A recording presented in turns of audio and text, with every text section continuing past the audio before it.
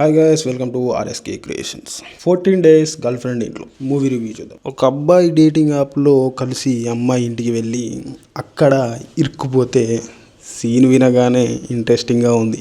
మరి సినిమా ఎలా ఉందో చూద్దాం. స్పాయిలర్ అయితే ఏం లేదు. Hero and heroine love be అనే డేటింగ్ యాప్లో కలుస్తారు. ఇద్దరు ఇంట్రెస్టింగ్ అనిపించుకొని కలుసుకుందాం అనుకుంటారు. హీరోయిన్ ఇంట్లో ఎవరు లేరని పిలుస్తుంది. కానీ మార్నింగ్ అయ్యేసరికి ఇంట్లో వాళ్ళు తిరిగి వచ్చేస్తారు. ఇక హీరో ఏం చేశాడు, ఇంట్లో నుంచి ఎలా బయటపడ్డాడు అనేది స్టోరీ. ఇదొక thrilling idea and thrill fun and చిన్న ఎమోషన్ టచ్ కూడా ఉంది. వెన్నెల కిషోర్ కామెడీ అయితే అప్ అండ్ డౌన్ గా ఉంది కానీ మరి ఓవర్ గా అయితే ఏం లేదు. ఎక్కువ హీరో హీరోయిన్ కి మధ్య కామెడీ నడుస్తుంది. కొన్ని చోట్ల స్క్రిప్ట్ మరింత ఎంగేజింగ్ గా ఉండాల్సింది. కొన్ని చోట్ల అయితే స్క్రీన్ ప్లే ఇంకా కొంచెం బెటర్ గా తీసుంటే బాగుండదు అనిపించింది. చూడడానికి అయితే చాలా డీసెంట్ మూవీ అనిపించింది. అంకిత్ బాగా చేశాడు అండ్ శ్రీయ కూడా ఎమోషనల్ సీన్స్ అయితే చాలా బాగా చేసింది. సపోర్టర్ క్యారెక్టర్స్ కూడా ఓకే అని చెప్పాలి.